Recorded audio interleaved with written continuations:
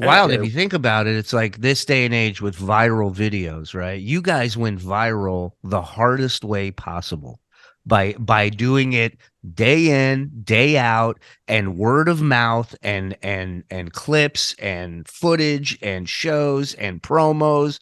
And it was like, but you went viral doing it literally on the spot every time. It wasn't something you could pre-package and put all the bells and whistles on. The rawness of it is what made it go viral, in my opinion. We used to sell VHS tapes to the big shows, Mm-hmm. and that's pretty much how we survived at the very beginning. And one second show, third show, got an order for like 30 of them from Japan.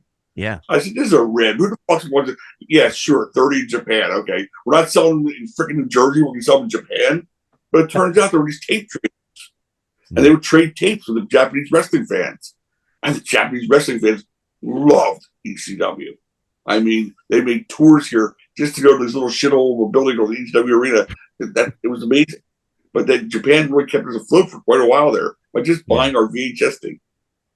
Wow. It became organized at that point because Fumi Saito he came on as the exclusive distributor of ECW's videotapes in Japan. So beyond the tape trading that was happening at the cellular level, it became a packaged product over there. And Todd, in this day and age, with comedy dying, if you could do a little Fumi Saito accent, that would be wonderful. But he was dropping like 25 grand a pop, right? A month for your weekly tapes. You buy 5 shows at a time, but you pay up front. You pay 25 grand for the master tapes.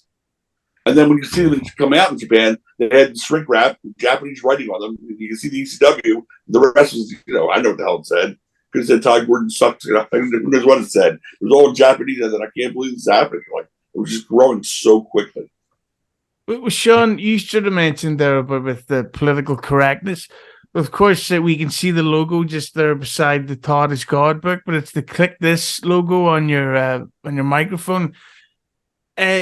What's it like for you? Because you're obviously very well aware of what fans think and say, but with the Kliq This podcast, as big as it's become, there's also been quite a lot of backlash at it at times because like Nash likes to talk about his political opinions and stuff like that. And then all the marks get super offended by this whole LA night shit. So from your perspective, when you see that sort of stuff, and it sort of goes back to we were talking about the changing of what a wrestling fan is like, from you being in this side of the issue, how does it feel? Is there any one of the people here that work in media that think it's bad to have a lot of people talking about your show for whatever reason? No. So, listen, with Kevin would do a shoot interview every 2 years for me or somebody else, and people would talk about everything that was said.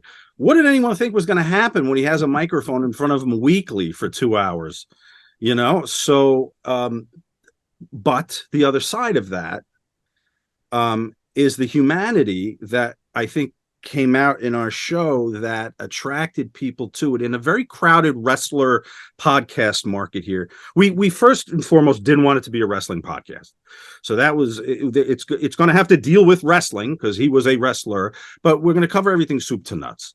And then of course, Kevin's son passed away at 26 years old after just a few weeks on the air.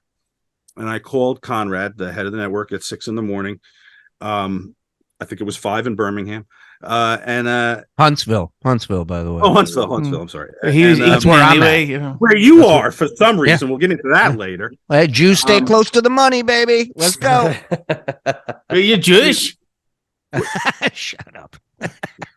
So I called him and I said, listen, Tristan died this morning.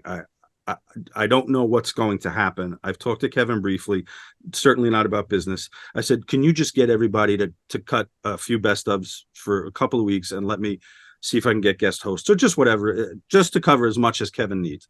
So I'm busy with that all day. And about 5 p.m., I get a text from Kevin. I don't have the link yet. I said, well, you don't because you're not working tonight.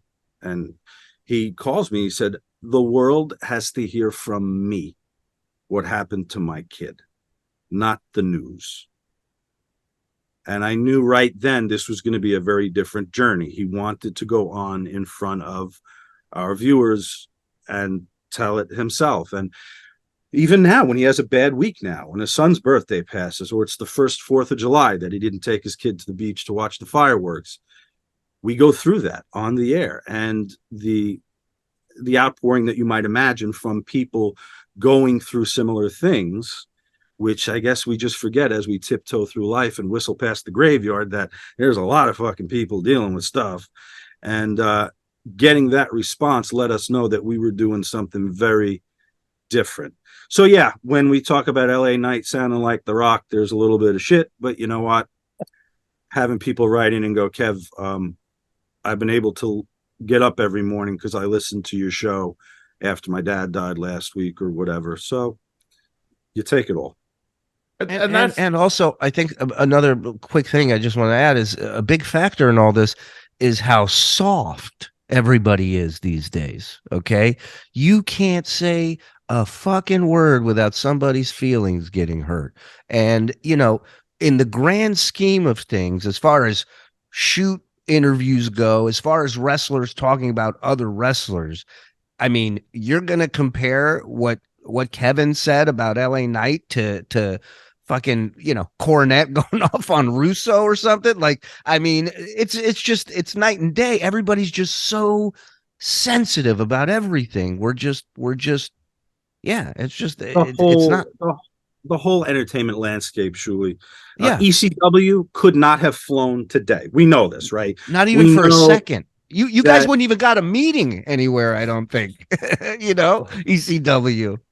No, Todd would have been branded the king of sleaze or something, and would have been criticized for like treatment of women. Meanwhile, like he said, Francine was the first student they had at the ECW school to learn to take bumps. That would have been irrelevant. Todd would have been demonized. And in comedy today, you know, there was a documentary about, I'd say 6 or 7 years ago, before it became so crazy, about comedy. And I forget what it was called. Someone can look it up. It had Jim Norton, all those level guys talking about how fucked it was now that people can stand up at colleges and shout down a comic because they made a joke that offended a movement on campus. And that was before it got so crazy. So it was very prophetic. And Jim Norton said the best thing in it. He said, there seems to be a group of people in the world that gather and decide what's offensive for others.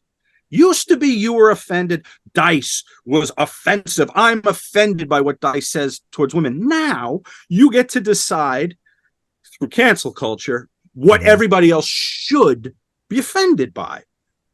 It's probably in the minority, but because of social media, every douchebag that should be in the basement whacking off now has a voice. So we hear them all. 20 years ago, we didn't hear them.